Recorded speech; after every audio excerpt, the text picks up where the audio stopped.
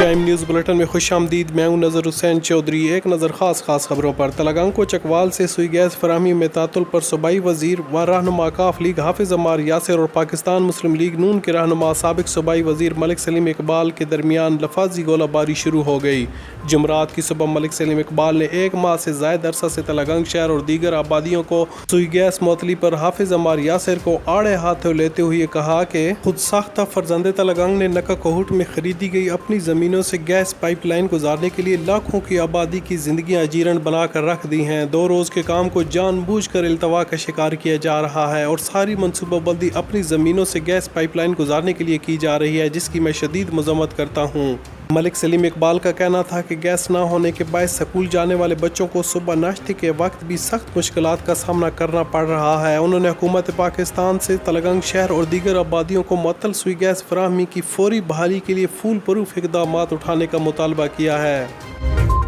ادھر صوبائی وزیر حافظ عمار یاسر نے ملک سلیم اقبال کے بیان پر اپنے رد عمل کا اظہار کرتے ہوئے کہا کہ سدا بہار وزیر کے نام سے مشہور ملک سلیم اقبال نے اپنے دور اقتدار میں 1 فٹ پائپ لائن گیس کی مد میں لگوائی ہوتی تو انہیں پتہ ہوتا کہ میگا پروجیکٹس میں کیا کیا رکاوٹیں ہوتی ہیں.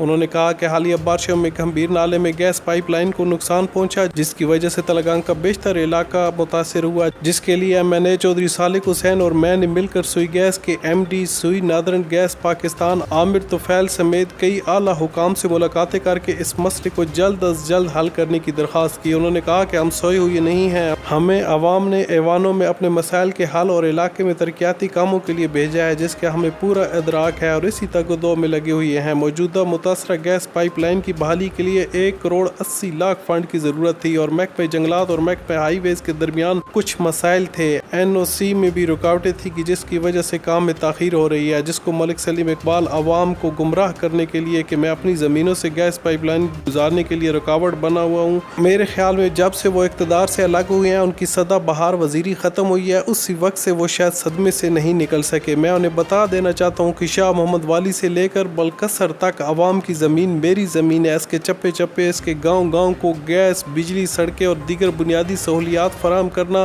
میرا فرض بنتا ہے اور یہ میری عوام کا حق ہے.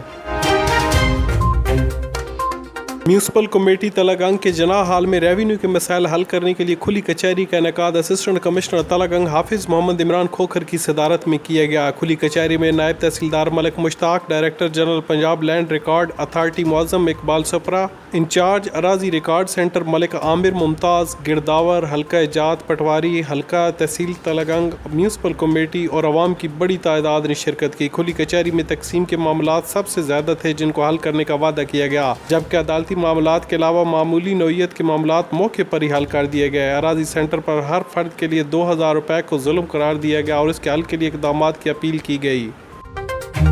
ادھر لاوا میں اسسٹنٹ کمشنر لاوا بلال بن حفیظ نے AC آفس لاوا میں کھلی کچہری کا انعقاد کیا، جس میں ریونیو کے سائلین کے مسائل کھلی کچہری میں ہی حل کیے گئے.